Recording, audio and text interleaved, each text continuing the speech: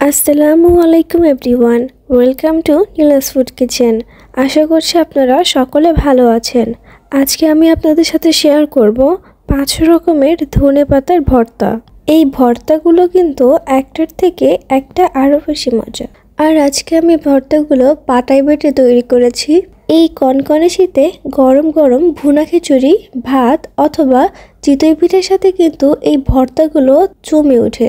আর শীতকালে কিন্তু ধনেপাতার দামটাও খুব কম থাকে। তাই দেরি না করে রেসিপিটি ফলো করে আজকে তৈরি করে ফেলুন এই 5 রকমের ধনেপাতার ভর্তা।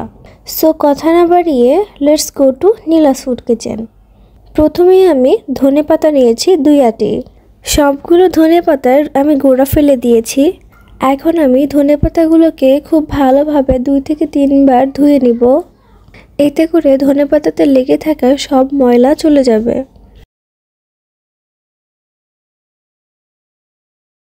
এখন আমি একটি স্ট্রেনারের মধ্যে ধনেপাতাগুলোকে রেখে দিচ্ছি। এর ফলে সব পানিগুলো ঝরে যাবে। এখন আমি একটি তেঁতুল নিয়েছি। এই তেঁতুলটাকে আমি পানি দিয়ে 10 মিনিট ভিজিয়ে রাখবো। ভিজিয়ে রাখলে তেঁতুলটা নরম হয়ে যাবে এবং খুব সহজে তেঁতুলের কাঠ তৈরি করা যাবে। এখন আমি তেঁতুলের বীজ আর আঁশগুলোকে ফেলে দিব আর এই কাঠটাকে পরে ব্যবহার করব। এখন আমি একটি প্যানে দিয়ে দিচ্ছি 2 টেবিল চামচ তেল। তেলটা হালকা গরম হয়ে আসলে এর মধ্যে দিয়ে দিচ্ছি 10 থেকে 12টা কাঁচামরিচ আর দিয়ে দিচ্ছি 1/4 কাপ রসুনের কোয়া। এখন আমি 4 থেকে 5 মিনিট খুব ভালোভাবে ভেজে নেব। এই কাঁচামরিচ আর রসুন ভাজা দিয়ে আমি 3 রকমের ভর্তা তৈরি করব। ভাজা হয়ে গিয়েছে। এখন আমি কাঁচামরিচ আর রসুনগুলোকে তুলে নিব। এই একই তেলে আমি ধনেপাতাগুলোকে 1 থেকে 1.5 মিনিট পর্যন্ত খুব ভালোভাবে ভেজে নিব। এতে করে ধনেপাতাটা সেদ্ধ হয়ে যাবে। সেদ্ধ হয়ে গিয়েছে। এখন আমি ধনেপাতাগুলোকে তুলে নিব। চলুন ভর্তা তৈরির প্রসেস শুরু করি। প্রথমেই আমি 4টি মরিচ ভাজা এবং 5টি রসুনের কোয়া নিয়েছি। দিয়ে দিচ্ছি স্বাদমতো লবণ। এখন মরিচ আর রসুনগুলোকে খুব ভালোভাবে বেটে নিব। খুব ভালোভাবে বাটা হয়ে গেলে এর মধ্যে ভেজে সেদ্ধ করে রাখা ধনেপাতাগুলোকে দিয়ে দিচ্ছি। এখন খুব ভালোভাবে মিহি করে বেটে নিব।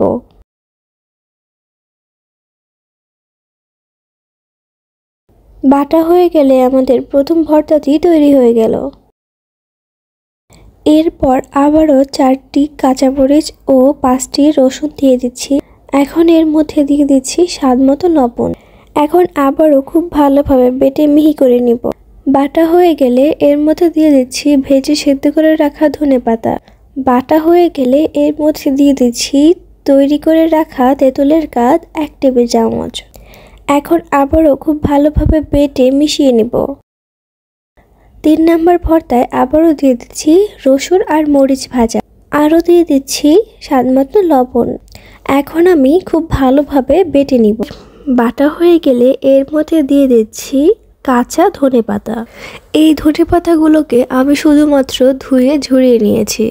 এখন আমি খুব ভালোভাবে আবারও বেটে মিশিয়ে নিচ্ছি।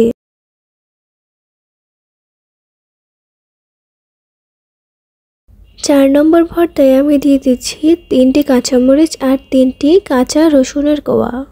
আরও দিয়ে দিচ্ছি স্বাদমতো লবণ। এখন আমি খুব ভালোভাবে বেটে নেব। বেটে নেওয়া হয়ে গেলে এর মধ্যে কাঁচা ধনেপাতা দিয়ে দিচ্ছি। বেটে নেওয়া হয়ে গেলে ভর্তাটিকে আমি এখন তুলে নিব।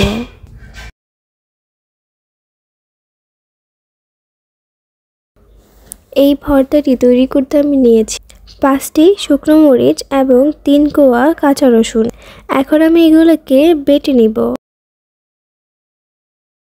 চুলায় একটি প্যান বসিয়ে দিয়ে দিচ্ছি 1 টেবিল চামচ তেল। আমি এখানে সয়াবিন তেল ব্যবহার করেছি। এখন দিয়ে দিচ্ছি কাঁচা ধনেপাতা। এখানে ধনেপাতার কোনো পরিমাণ নেই, আমি 1 মুঠো করে ধনেপাতা নিয়েছি। এখন আমি ধনেপাতাগুলোকে 1 থেকে 1.5 মিনিট পর্যন্ত ভেজে নেব। ধনেপাতাগুলো আমার ভেজে নেওয়া হয়ে গিয়েছে। এখন আমি ধনেপাতাগুলোকে বেটে নেব। প্যানে আবারও দিয়ে দিচ্ছি 1 টেবিল চামচ তেল।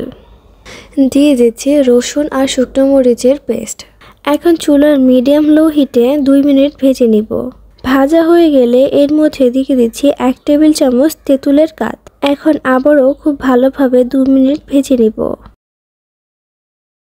ভাজা হয়ে এলে দিয়ে দিচ্ছি স্বাদ মতো লবণ। এখন চুলার আঁচটাকে বন্ধ করে ধনেপাতার পেস্টটা দিয়ে দিচ্ছি। এখন খুব ভালোভাবে মিশিয়ে নিচ্ছি। মেশানো হয়ে গেলে ব্যাস তৈরি হয়ে গেল এই দারুণ মজার একটি ভর্তা। দেখতেই তো পারলেন কত সহজে 5 রকমের ধনেপাতার ভর্তা তৈরি করে দেখিয়েছি। আপনি যদি আমার ভিডিওটি ফেসবুক থেকে দেখে থাকেন তাহলে প্লিজ আমার পেজটি ফলো করে দিবেন, আর যদি ইউটিউব থেকে দেখে থাকেন তাহলে প্লিজ আমার চ্যানেলটি সাবস্ক্রাইব করে দিবেন। ভিডিওটি ভালো লেগে থাকলে অবশ্যই একটি লাইক দেবেন এবং কমেন্ট করে জানাবেন আপনাদের কাছে কেমন লেগেছে। আজকের মতো এই পর্যন্তই। ভালো থাকুন, সুস্থ থাকুন। আল্লাহ হাফেজ।